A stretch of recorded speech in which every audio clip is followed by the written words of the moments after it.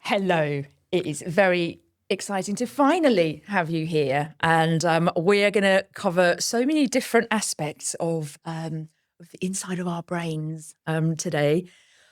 Scary, I know, and some of it will be edited out for the younger viewers, I think. But I would love to start, before we getting into how we even managed to actually make it to both be here this morning. Just give us a little overview about you and your journey, kind of as an entrepreneur. So I know obviously you do production, but I'd love to just understand, and for the viewers, a little bit more about who Dan is. Okay, or where to begin? That's a big question. So just focusing on how I got to run my company. Yeah. So I was late to life in setting up a company. I set it up when I was maybe 33, after a kind of That's various early. maybe various false starts and kind of stop starts. I was a chauffeur for a bit. I did all kinds of things, and then the kind of path of least resistance, not necessarily like drive, led me into this position where I started a company, and then without knowing what I was doing, it started kind of working. I'll put it this way, it didn't fail. And so here I am 15 years later, and it's still not failing, and has grown, and, you know, been ups and downs. But yeah, it's a film production company, I would say, maybe on the edge of a creative agency. We call it a studio, a content studio. And it kind of, mainly we make kind of videos, animations, and, you know, maybe some design and brand work. Okay. Yeah. So you said something interesting there that I think is going to lead us nicely into kind of what this topic is about. And you said there were various stop-starts. Would you say that was typical of your life, of kind of having stop-start and sort of patchy journeys? Yes, I think this is probably the thing I've stayed with the longest, because they say a change is as good as a rest. And I think that's certainly true for my brain. And actually, so I started when I discovered I like making stuff, the creative journey. For a while, I started this out, and I was in TV, and I worked on a TV show called Silent Witness for a year. Yeah, but a year making one TV show. I mean, I wasn't cut out for it. I ended up getting a job in advertising, where the jobs turn around and every week there's something new in, and I was like, oh man, this is the one for me, because the turnover was quick. To answer your question, the stop start was because I always wanted to do new things, and it wasn't until I found something where the new things could come within that job that I stuck with it. And obviously, running a company, the challenges were stop start, doing new things all the time. So it enabled me to stay with it and kind of embrace the kind of chaos, if you will, in something that was a long-term goal.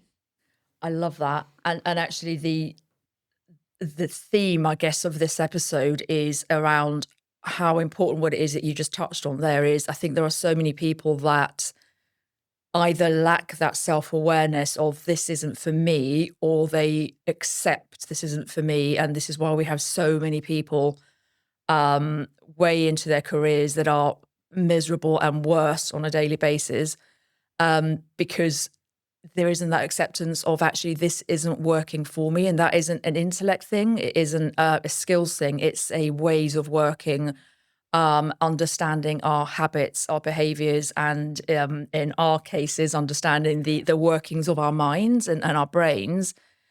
So to kind of jump into that, at what point did you, and then we'll kind of backtrack on the story a bit, but at what point did you realize actually my brain just operates perhaps a little bit differently to other people's, or did you not really have that awareness? It's a really good question, and I'm not sure. I think I think everyone probably feels a little bit different in some ways, regardless of who you are. I think that's maybe a bit of a human trait, or I certainly have always felt that, and I didn't necessarily think it was, ADD or whatever.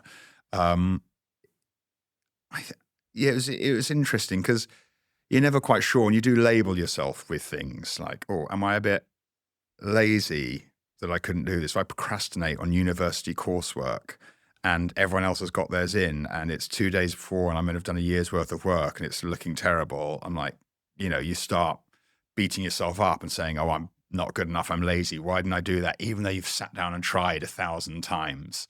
So those things were there, but I did accept the labels as, that I just wasn't, I just couldn't get into it. I didn't really berate myself about it, but I could see there was a real issue. And actually, I mislabeled it and I thought it was depression at one point. I was like, oh, I'm ends up being that because of those self-labels. yeah. But sorry, continue. Yeah, that would make sense. And I think it was actually, there wasn't, it's around everywhere at the moment. ADD is like a huge thing. I mean, the fact we're talking about it here.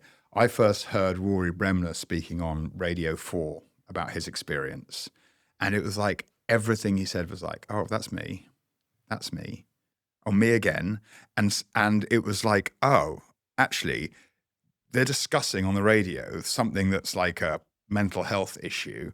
And everything he's saying was like chiming with me so strongly, tick, tick, strong, tick, strong, tick, strong, tick. And I'd never put them all together, if you will. I'd never put the things in the same category. Losing 4 passports in 5 years in the same category as not completing tasks. Like they weren't there. So it all kind of came together, and then I got a diagnosis, and it kind of did help make sense at that point. So I can't remember this question. I can't remember exactly what the question was, but did I answer it? No, you did. You did. So on the diagnosis, so you watched the show, and was that the first time that you thought, oh, okay, this actually explains quite a lot. Beforehand, because I think with ADD or ADHD is kind of like more kind of commonly, they keep renaming it, don't they?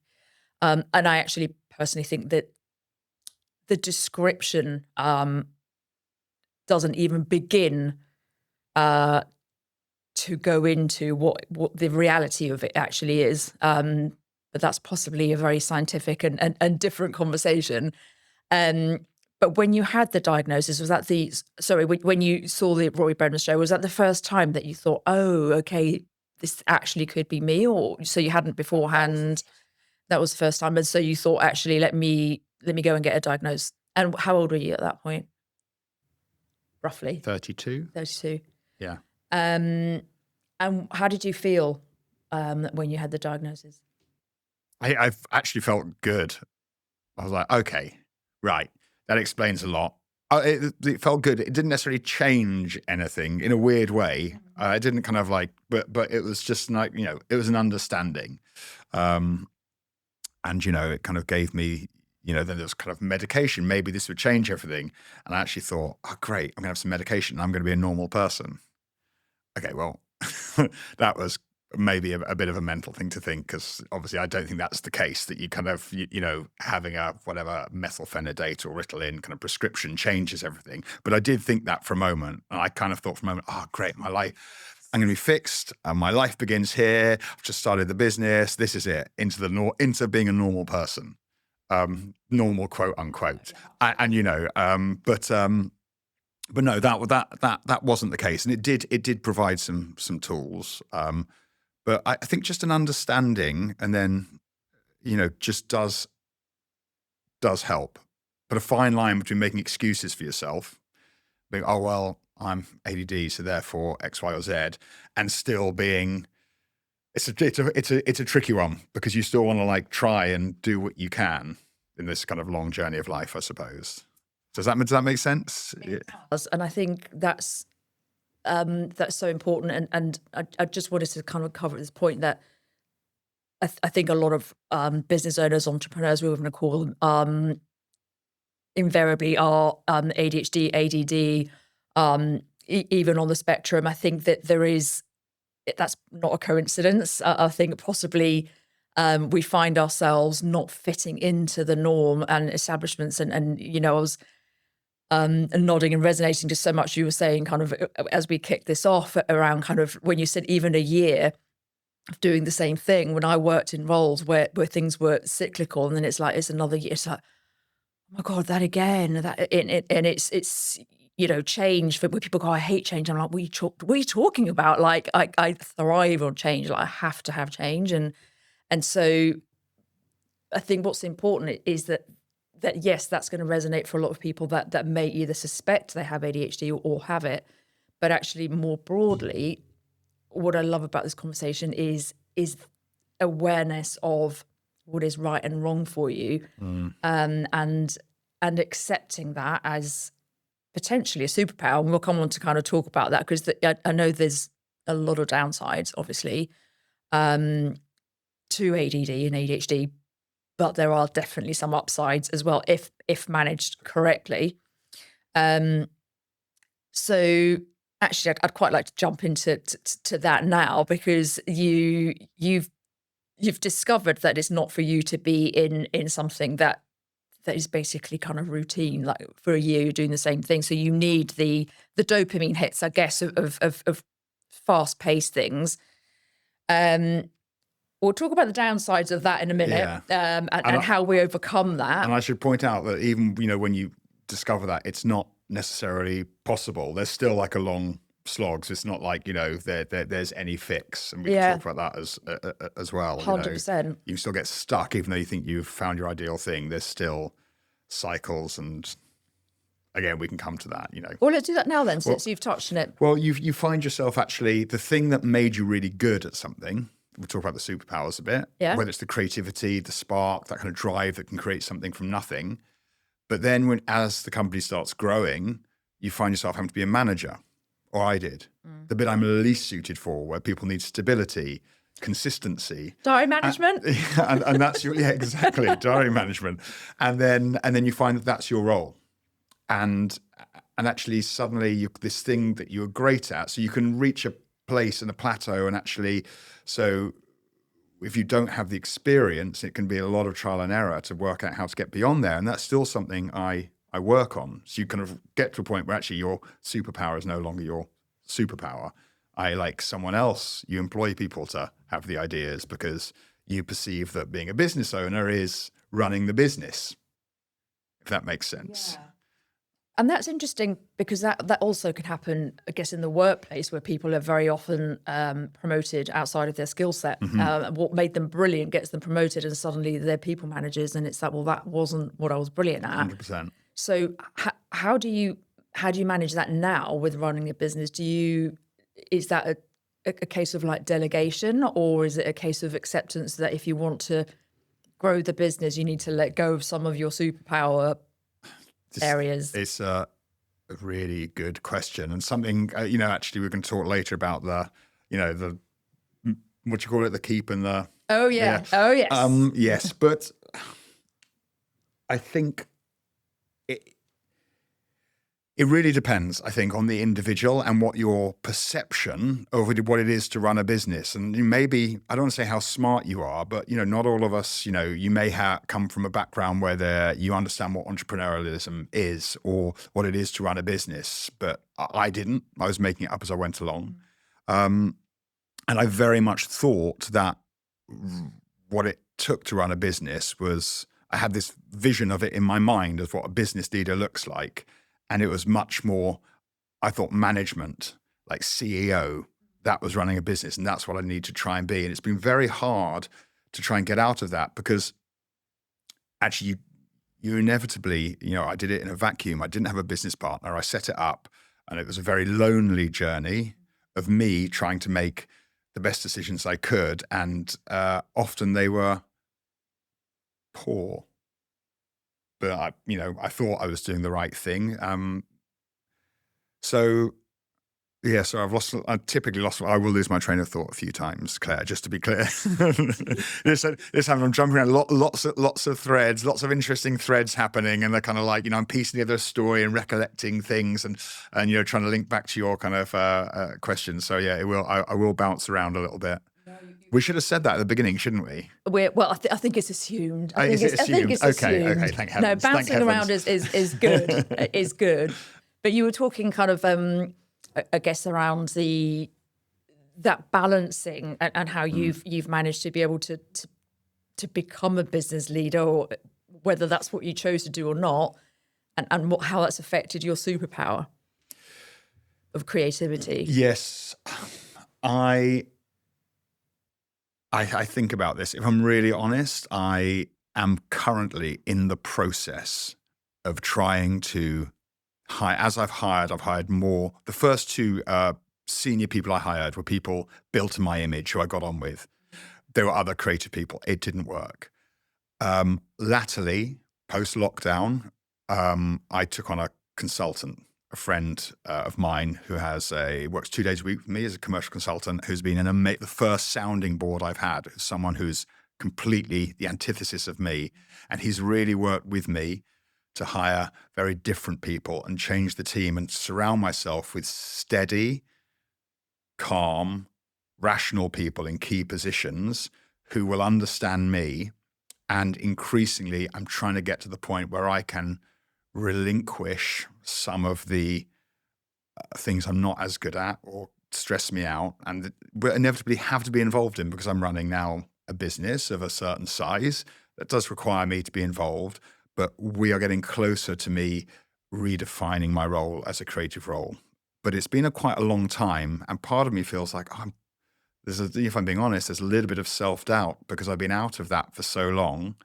Can I get back in that seat? But I do know that when I do it, you know that feeling when you're doing something you enjoy and you just feel like you light up again and you feel that energy and you feel like, yes. And I'm just working towards having more of those moments again back in my job, because I think when you feel those things, it's not just enjoyment. I think it's probably a sign you're good at it. And other people get that from organizing things, from spreadsheets, things like, but they do. Occasionally, though, and a that's spreadsheet also is brilliant. like, because the hyper focus, and actually it's amazing how creative you can get. Procrastination. Sorry, David, it's in the box, procrastination. But sometimes like color coding it all is like, but yeah, I do get that. And I've actually got very deep. We put in some new software and I actually got hyper focus into it, but I did overcomplicate it. I built this thing and, Did you then never come back to it ever again by any chance? No, and I've had to hand it over to people who are really good. But, it's it is a journey. I do think, thankfully, I'm coming to the point where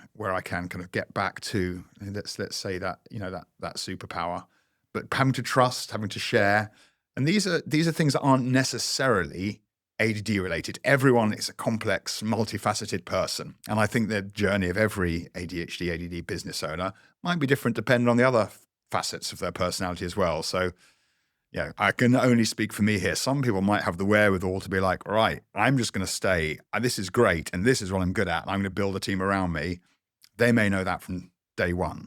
I just didn't, unfortunately. It is trial and error. And I think the most powerful thing I'm hearing there is that you got to a point you were like, actually, this is not only taking me outside of my skill set, it's actually making me miserable.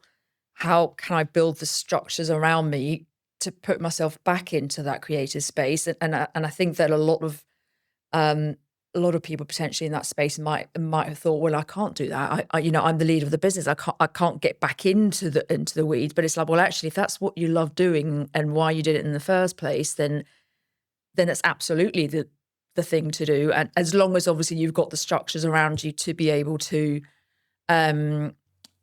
maintain the growth of the business. Yeah, there's actually another aspect to it, which you kind of just made me realize there is actually you feel that as a leader, like you make the mistake that everyone, hey, these are the fun bits. Well, having the ideas is the fun bits. I can't keep all those bits to myself. What kind of a leader would I be if I just kept all the fun bits and asked everyone else to do all the boring stuff?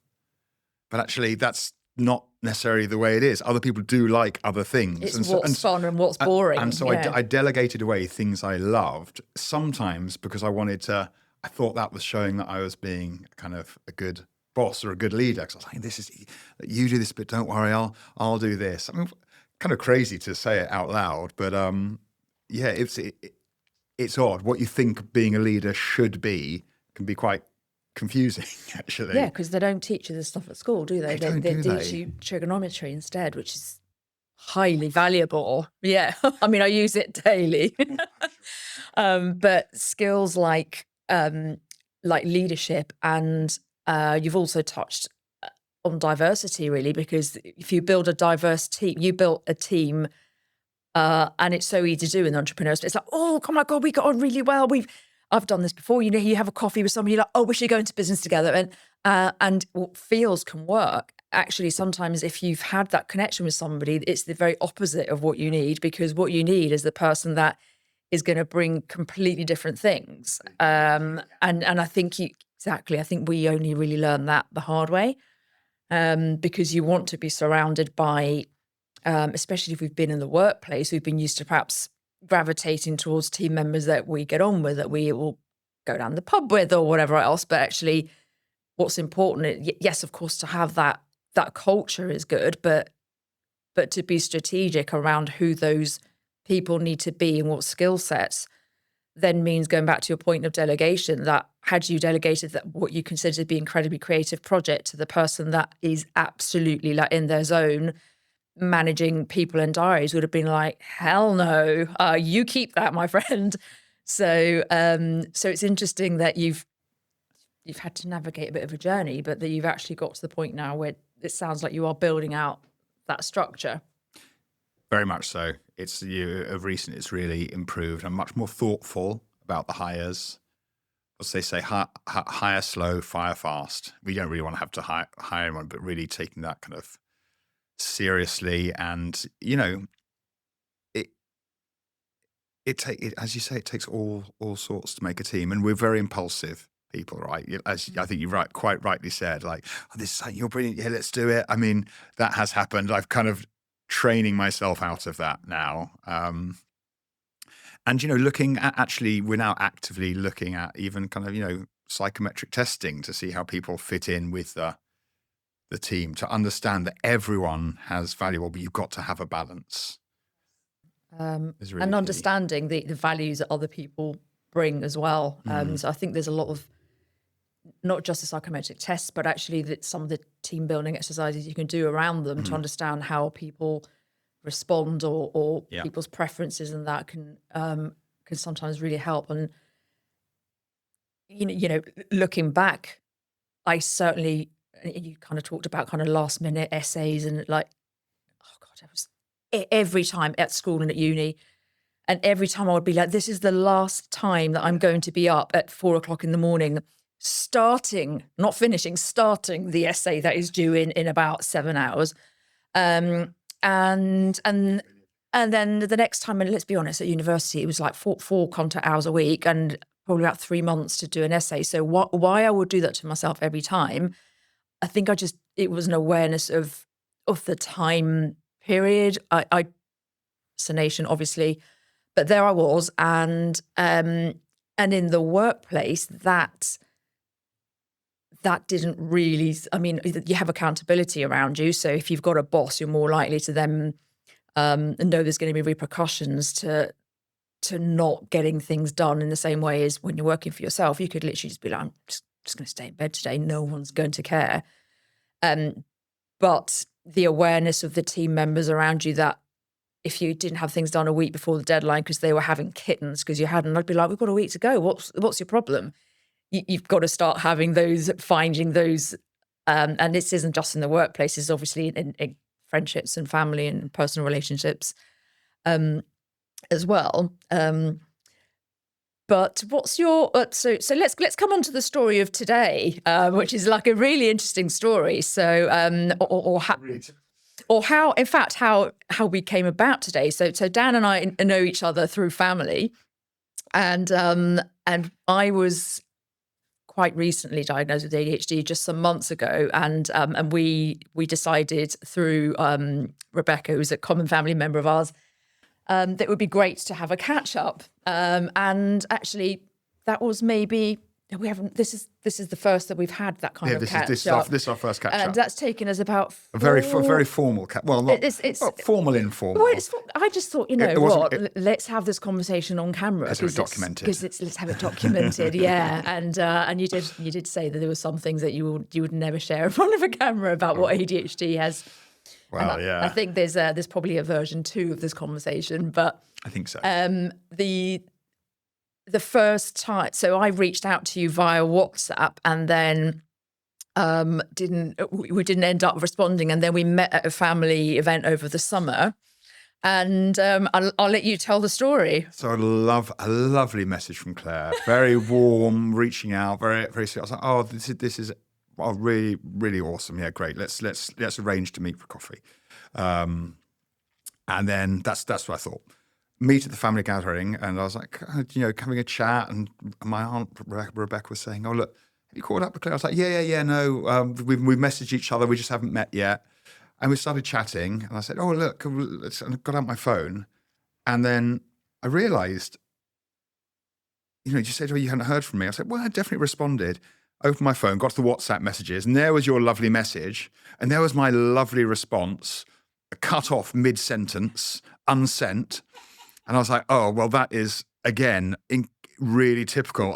And then I think I filtered my phone by draft messages. There were like 100, and I was like, all these people expecting to hear from me. And something will have happened. Someone will have called me. I would have had a conversation, been distracted, focused on something, and then not have that dopamine trigger that reminds you to go back. So it's completely gone. And then, well, it takes us to today. That takes us to today. I mean, it's a comedy of errors, isn't it? But it is really typical. I mean, I was you about today. We've spoken about it. We've had phone calls, we've had text messages. It's in my diary. You think that would be enough, wouldn't you? Not necessarily, but you think that now there's been lots going on, and there's my wife is heavily pregnant. So there's still lots of stuff happening at work. And so my mind's been on other things. So this morning I was like, my thought process was, okay, yeah, Tuesday morning. Tuesday's one of the days I go to London. We've got a meeting. I've got this call. Didn't look at my diary. This was in my diary. And I'm on the train, just pulling into Tunbridge Station. 5 minutes. 5-minute notice to be on the podcast. And I was like, oh yeah, that's today. And I had thought about it yesterday, by the way, and over the weekend. So, but it can go, and my focus is on something else, and it's weird, just a lack of joining those very, very simple dots, which is kind of embarrassing, but also I'm so used to it. One of my friends, actually one of the guys who was my business partner for a little while some years ago, great, lovely guy, or didn't quite work out. He said, Daniel, your life is made up through a series of charming apologies. I was like, that's really quite true. I think I've really had to learn to kind of, fall on my sword and be, I'm so, because, it's never with malice. I mean, you mentioned like family and friends, these things, often I am dropping the ball, and I have to expect people to forgive me. Not everyone does. Some people actually can't be long-term friends with someone who struggles with this kind of communication or keeping appointments. And, it can be tricky in that way. But yeah, a series of charming apologies is. It's when you I relate to. Sometimes I'm like, God, this week I started pretty much all of my emails with an apology. That's a bit not good. What do you think? A series of charming apologies. That could be like an autobiography title. I think it should be. I think it absolutely needs to be. I absolutely love that, and they're charming. And that's where that awareness comes in, because it's not to be used for, I have ADHD, so therefore I'm going to get away with everything. No, it's this is just something that we struggle with, and that many people do struggle with. And I think what's unfortunately made, I love that there's a lot more awareness of neurodiversity in general at the moment, and a lot of people are saying that everyone's got it now, but the statistics actually show that it's still underdiagnosed, especially in women. And I mean, that's a whole different topic, but that awareness, the world we have. I mean, it's. I just patted my pockets, my phone, which is basically like a little dopamine hit machine. Just it over there. Yeah, I think it's interesting, and who knows what the answer is as to whether it's a case that we are certainly diagnosing more now because there's more awareness, versus are we creating it more with just the general lifestyle we have, diet, all of those things, a bit of the two, or a bit of the two. Have you found anything? So I know you said that you tried medication, and I think you that didn't work out for you.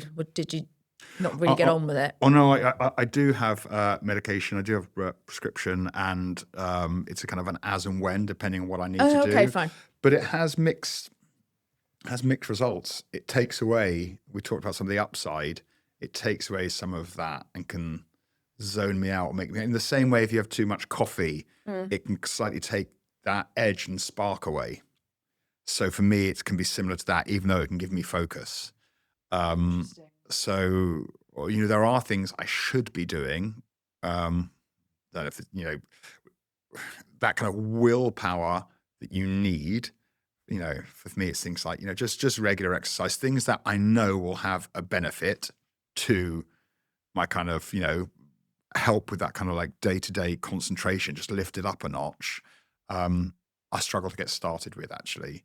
So the medication is a tool that should go with other things. And because the things that are helpful is, and certainly from my perspective, it's I do it in patches. I went through a wave of being quite good at doing exercise in the morning, and that enormously helped. Yeah.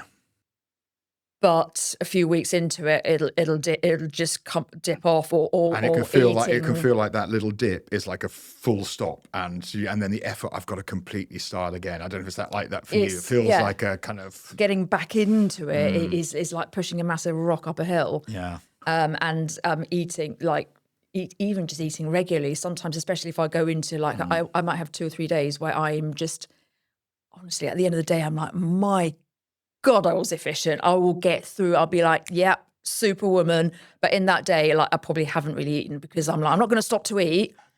And I'll just be like, but then I'll then crash, and then I'll have 2 or 3 days where it's like my friends and colleagues will know it. It's just like, where's Claire? She's like under a rock somewhere. So it's that. But when I'm on those days, I know that the thing to do is force myself to take a break, to eat, and drink water. This has not been touched. The camera is here as verification. Go for it. So are there any things that you've been able to adopt consistently that help? God, I'm not sure. I can just say that was really interesting hearing you talk about that. But again, I learn things every day, and kind of that's interesting. Everyone at work's like, "Dan, why haven't you eaten today?" And I was like, I don't know. I just seem to be doing this intermittent fasting, and I like thrive on the day. I'm just like, it's kind of like almost like this kind of angsty energy of just like kind of powering through, and then it sounds very much like that. Same, and I don't, it's not like I'm consciously thinking I don't want to. It's just I'm so in the zone. Yeah. And I remember back in the days when I worked in an office, there'd be times where I'd be probably on a spreadsheet or something similar, and then it would turn out that somebody had been like here calling my name, and then be like, literally, have you died at your desk? I'm like, pretty much. Had no, just boom. So some proper. It is one of the benefits, but then I feel like almost that depletes, or certainly in my case, it then uses up so much of my energy that I'm then completely depleted. So it's almost about trying to find a baseline where I don't have 3 like ridiculous days and then have a massive dip, and I've yet to kind of know what the answer is. There's a question I wanted to ask you, actually, which is, sorry, we'll come back to your question if we can remember in a minute. I was curious to know what you're kind of looking back, what you think, talked about university, what you think, actually, were there any other like signs at school or earlier where you can actually, do you know what? I can see there that my behavior, I couldn't attribute it. I just wondered what your... One of the biggest ones for me was not sticking to things. And I have beaten myself up so much over that. So I'd be like,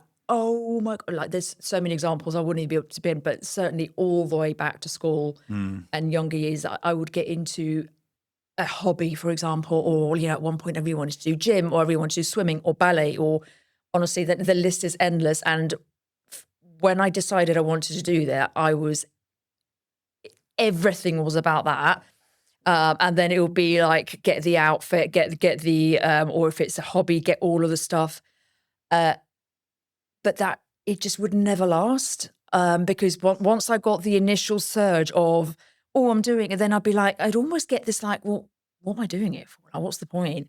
It just completely dipped to a point where I was like, there's just it's like a horrible feeling attached to it. And then I'd be like, I'm out. And I remember talking to my mum recently about this because, as you'll know, part of the diagnosis process, they want to speak to relatives. And my mum said, "Oh, I just thought you were a bit flaky. I didn't think anything of it." She goes, "Well, I do remember that you never start to anything." And that would be the same with, with subjects. I would take my subjects and then I'd be like, "Oh, I'm just going to condense them into a year so that I can drop suits." And then I didn't really ever know what I wanted to do when I was older. I still don't. Jack asked me the other day, my son, on the way into school, he's like, "Mummy, what do you want to be when you're older?" I was like, "Wow, that's a great question, Jack. I'll let you know when I decide." Indecision, and second guessing myself, and possibly, and again, all of these things are kind of new to me, understanding them as part of the picture, but sensitivity to rejection, or perceived rejection. And yeah, all the way through university, I kept changing courses, kept changing careers. It's a little bit like how you started this conversation. It's like I never really fit a path. And I definitely remember just thinking that I just didn't fit in, and I didn't really ever know why. Because we'd moved from Venezuela when I was 10 or 11, I kind of maybe put it down to that. I was like, maybe because my background is a bit different, but I don't think it was that, looking back. But a lot of those things follow me to this day. But I never thought anything of them other than I'm just a bit flaky, I'm just a bit unreliable, I'm a bit all of these things, and they snowball and actually really start to impact your self-worth. And it was only probably about 6 months ago, off the back of just having a bit of therapy, off the back of a relationship breakdown, that the therapist started kind of throwing some heavy hints. And I initially was like, what? It just hadn't crossed my mind to join those pieces together into what it turned out to be. Yeah, that's really interesting to hear and like fascinating. So again, so much I'm like, oh yeah. When you speak to someone else who's been through the same thing, and you realize there's just so many. I have a little joke about myself, which again is maybe not a helpful self-deprecating joke, but sometimes I look around my study, I'm like, oh Dan, all the gear, no idea. All the like hobbies I've started and bought stuff for, and then kind of moved on to the next one, and I'm like that burst of like, yeah, I'm going to do it. I'm going to buy this. I'm going to invest, and then do a little bit, and and some of them I do kind of pick up and go back to. I mean, the good thing was, I think when I was younger, I did get into music and DJing, and I got hyper focus, and that was actually really good for me and kind of kept me on like a thing. But it weirdly then went the other way and almost formed my identity because I was so into it. And it was just a way that I could feel safe within a role, if that makes sense. I was like, well, okay, I feel like on the outside a bit, but then this was able to make right, here's the thing I can do. And then obviously, I kind of gave that up eventually. But yeah, there's kind of another side to it as well. But that was really interesting. It's coming back to things, and all the different business, even within when I kind of decided on the path of entrepreneurialism, it's like the biggest gift, but the biggest curse with it as well, because of the scope it gives you to on a daily basis be like, this is my new domain, this is my new thing, and if I get into it, I can literally pull together an entire brand and a business and all that in like 2 days and be like, brilliant, and then it comes and I'm like, but now I don't want to do it. It's a running joke of my family and friends. Oh, here comes Dan. There's going to be a new business idea. But the great thing is people want to come and speak to their ideas about me because they know it gets me excited. Yes. I imagine you're similar, like lots of ideas. You can see it. You work it through that kind of. I've actually just launched a new business. Of course you have. Me too. But it is, yeah. But that actually starts to become and I think where it's landed me with is exactly what you're saying there. What really fires me up is talking about the business. The other day I sent a lady who's on our business network, an idea came to me completely randomly about something that would potentially be really great. I just sent her a voice note. I was like, just need to offload this, otherwise I'm not going to be able to sleep.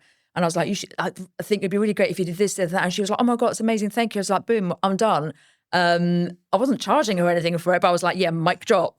But that's what I consider to be kind of the gift that comes out of all of the, if one is to try and find a positive in it, of all the stop starts, is that there's so much knowledge and so many people that I've had the pleasure of engaging with that actually I do serve that role, and I therefore shaped the business around that side of things rather than me being the personal doer, because I know that I'll be like, "Oh, I really want to do that project," but 2 days in I'll be like, I do not want to do that project.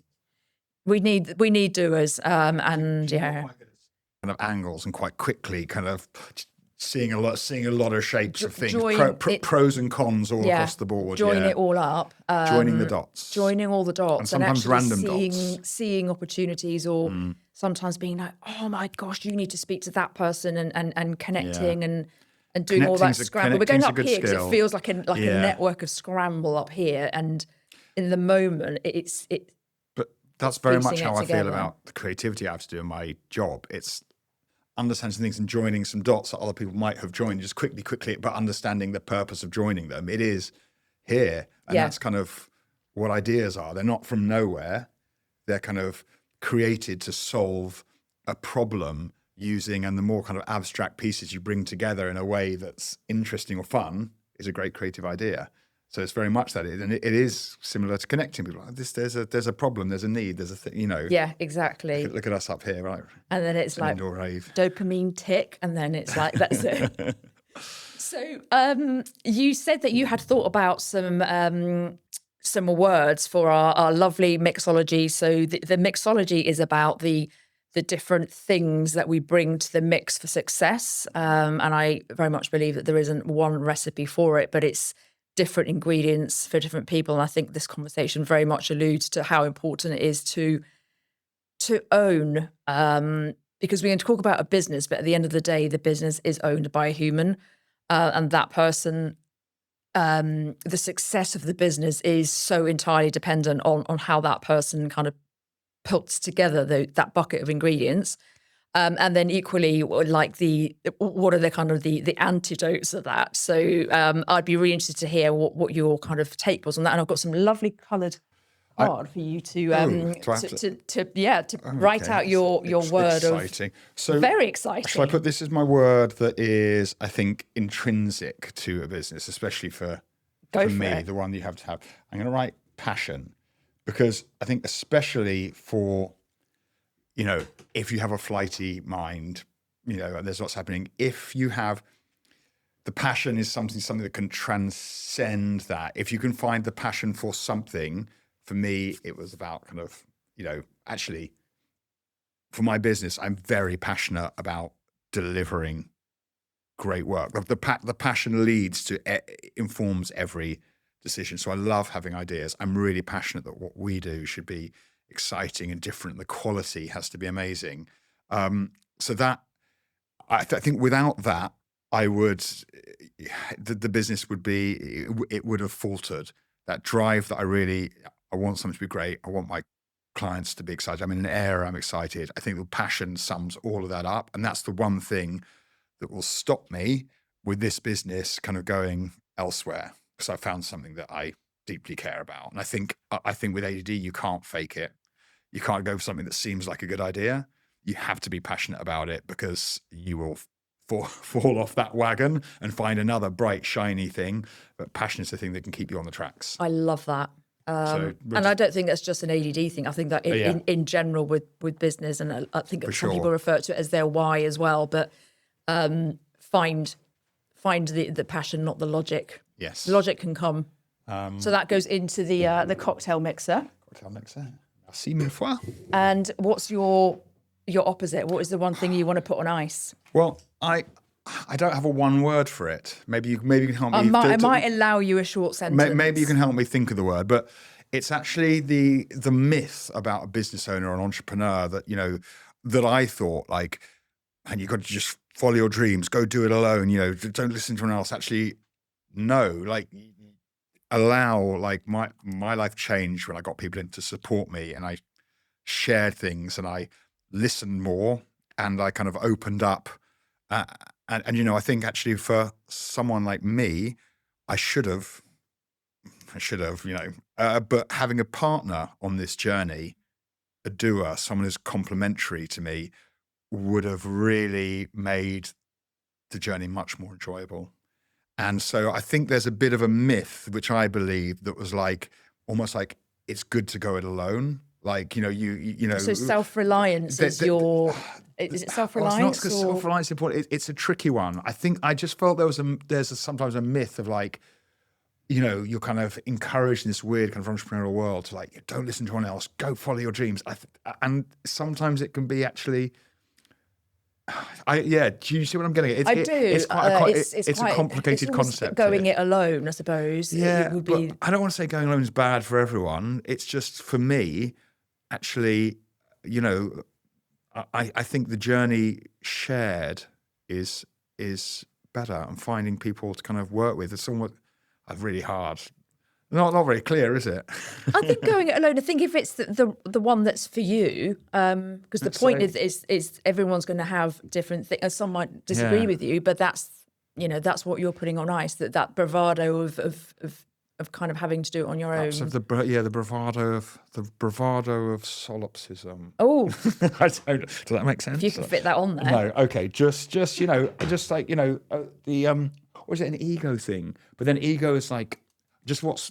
Do you know what I mean? The sense that there is a kind of like prevailing kind of narrative that entrepreneurs, like in the shape of Richard Branson, or you see these kind of people and they're figureheads and they kind of like power their own path. Yeah. And you kind of look up to these kind of individuals, this cult of character of like these successful people. And I just think that's really quite dangerous. And it's like from the beginning, work as a team. Anyway, so I'm going to put cult of the solo entrepreneur. I feel like one of these mornings at like 2 a.m, you're going to message me like, ping, this is the word. Yeah, exactly, it's come to me, and we exactly. can replace it when that comes. I mean, the thing is, there's a lot, and I think you said there's like myths. Like there's lots of things that I think are bad, but I was trying to think of ones where, you know, that are unhelpful. But I was trying to think of ones where people maybe think that they are useful, like it's a myth and I think there's less of those because there's so much wisdom around good things to do. I think there's less and less things accepted or out there that are kind of actually bad, because I think there's a lot of good advice around business, you know, and how to succeed these days. Agreed. But I think being in your own head can actually be we talked about that, but a lonely and sometimes dangerous place. Yeah. So Dan, thank you so much for being here today. And thank you for almost making it to London, then coming back.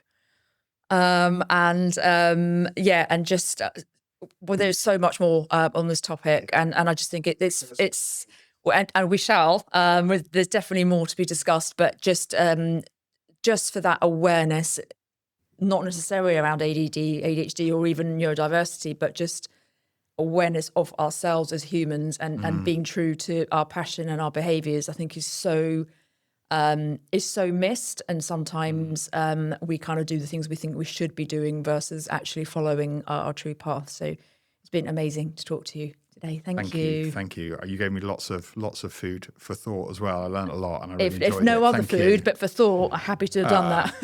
Thank you. Thank you so much for listening. I hope you enjoyed this episode as much as I enjoyed recording it. If it resonated with you, feel free to share it with somebody who might appreciate it too. And of course, as always, liking and subscribing really helps the podcast to grow. It means we can reach even more people. Really look forward to seeing you in the next episode. And until then, let's keep mixing it up and keep building a brand and life we actually want.